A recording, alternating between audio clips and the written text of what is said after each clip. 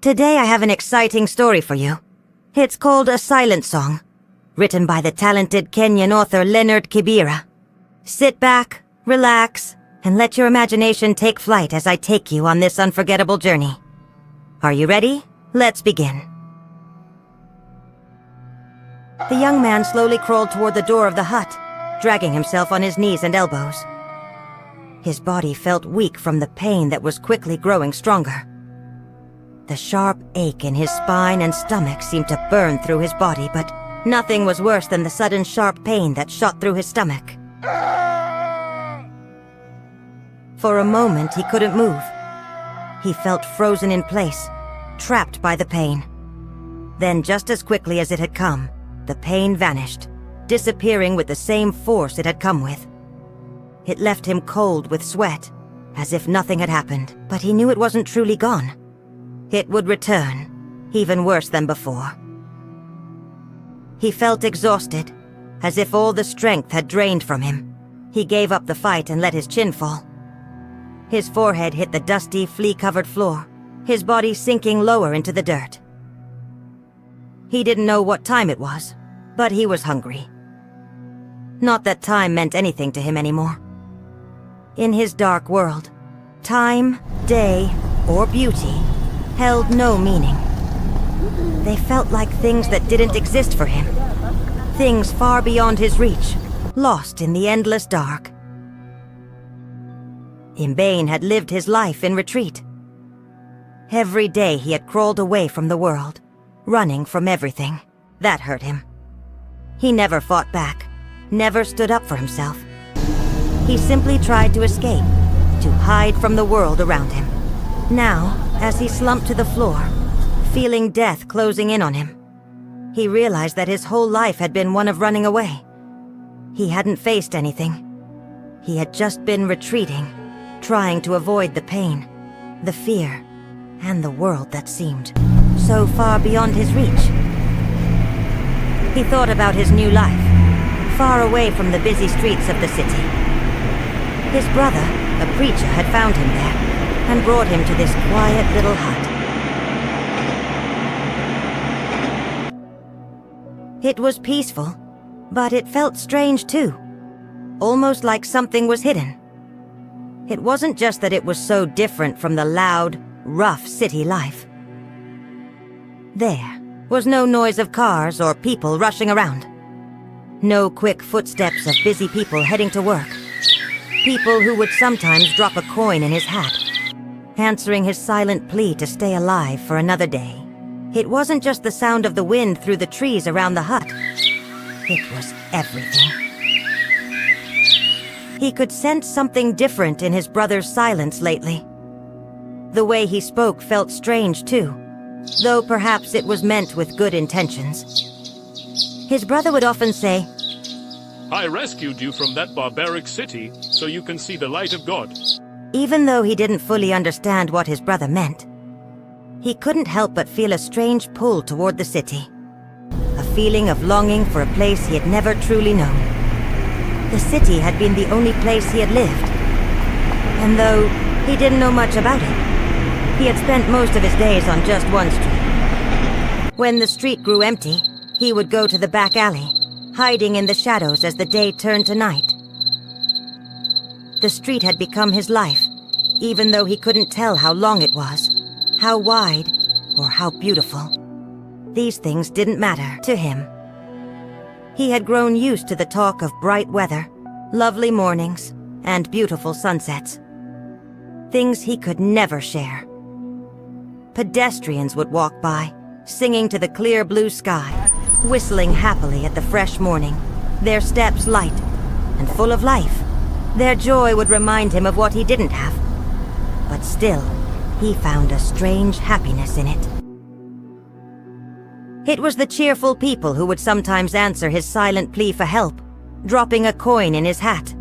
Over time, he had learned that money was the heartbeat of city life. The tired, dull people with heavy footsteps and sad voices told a different story. One of worry, empty pockets, and endless struggles. He had come to understand what day and night meant to them.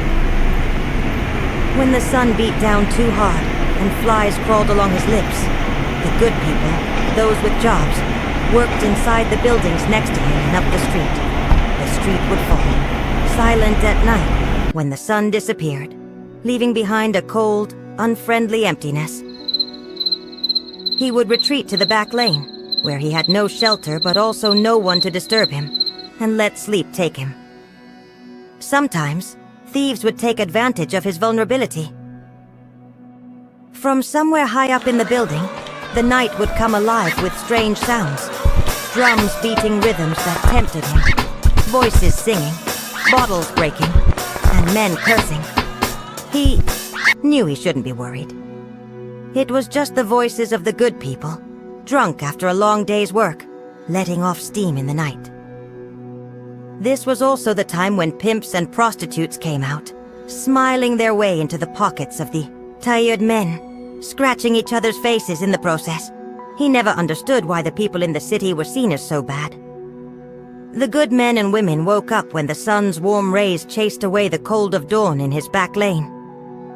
The pimps and prostitutes would go to bed then. But so what? In a way, he felt a strange envy toward them, even though he didn't fully understand why. He remembered once asking his brother how old he was. His brother had said, 14. But for all Mbane knew, he could be much older than that. He couldn't tell. Did it matter? His brother had probably gotten married at about the same age. But Mbane knew he would never be able to live his life like that.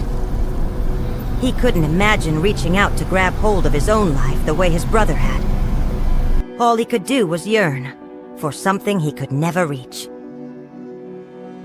In moments when the bitter self-pity took over, Mbane would think of the light he once had, and he would force a brave smile. Take this medicine.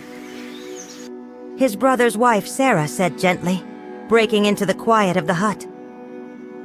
Slowly, she lifted his head and brought the cup to his lips. The bitter liquid slid down his throat, and once again, a wave of pain tore through his stomach. You'll be fine soon. God will be good to you. Mbane knew she wasn't entirely hopeful, but she tried to comfort him nonetheless. After helping him lie back down on the bed, she quietly left. Moments later, the sound of heavier footsteps told him that his brother, Ezekiel, had entered. He sat down on the bed beside him. Silence stretched between them. No one spoke for a long time. Mbane didn't expect himself to start a conversation. All his life, he had spoken to himself in his thoughts.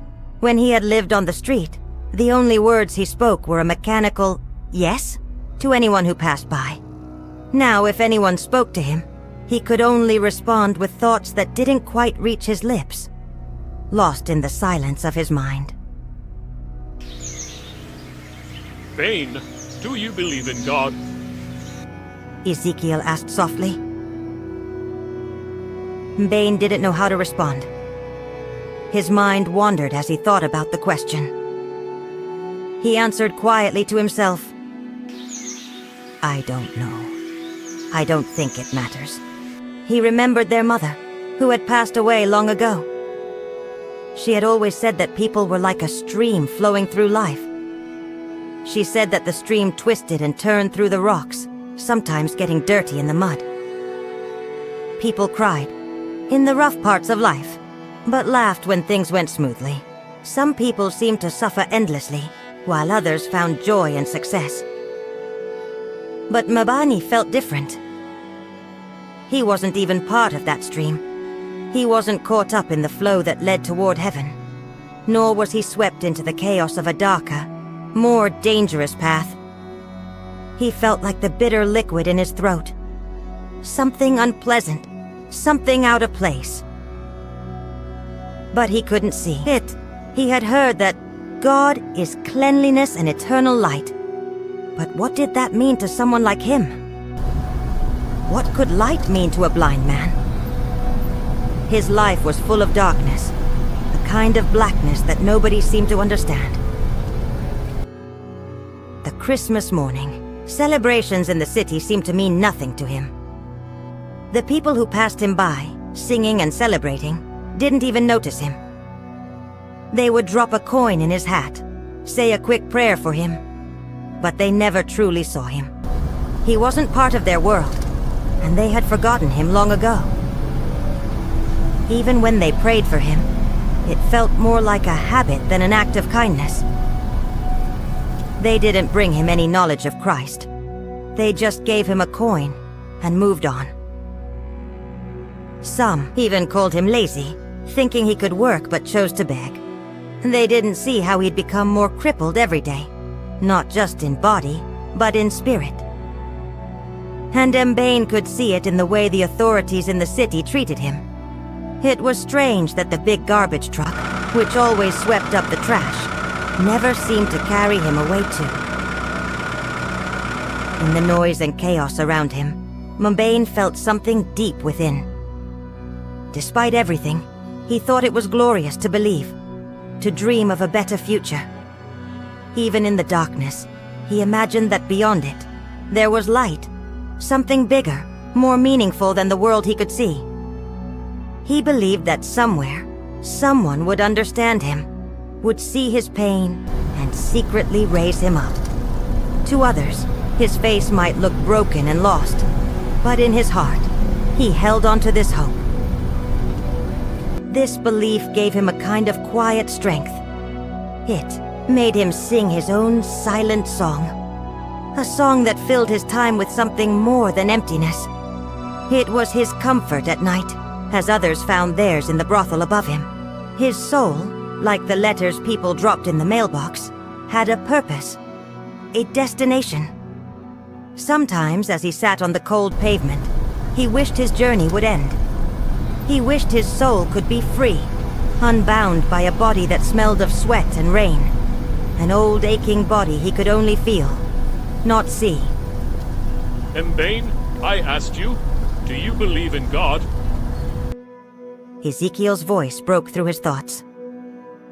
I told you, I don't know. Mbane replied weakly. No, you didn't. You only lay there sobbing. Ezekiel said, his voice full of frustration. Mbane felt another wave of pain coming, but he didn't want to speak. Mbane, I want Christ to save you. Do you know where sinners go when they die? Do you know where the saved go?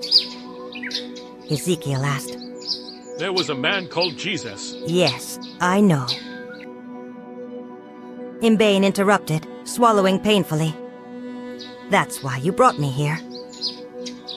And do you accept him? Ezekiel pressed. I don't know, Mbane murmured. But I see the light now, in my own way. Ezekiel's face darkened, and he hissed. You're worse than Judas. Will you never stop questioning even now in this moment of death? He paused, his voice shaking. I want you to be baptized. Mbane smiled faintly, his energy fading. Ezekiel saw the hopelessness in his brother's eyes, but still tried one last time. Mbane, will you not follow the path of good men and women? But Mbane's strength was fading fast. There was no pain now, just weakness. His head dropped to the bed. Ezekiel bent down and touched his cold forehead with a trembling hand. He's gone, he whispered softly. Yes, he's gone, Sarah replied, her voice low. Ezekiel looked at his wife, almost in disbelief. And he was smiling, he said. Yes, he was smiling, Sarah echoed quietly.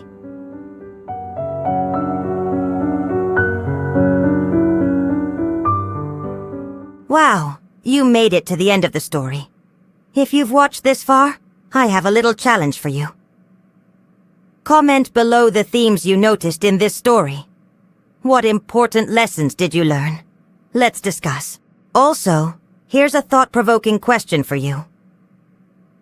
Action speaks louder than words. How true do you think this saying is? Using examples from a silent song, discuss how actions reveal more about a person than their words. Does Mbane's story prove this? Let me know your thoughts in the comments. I'd love to hear from you.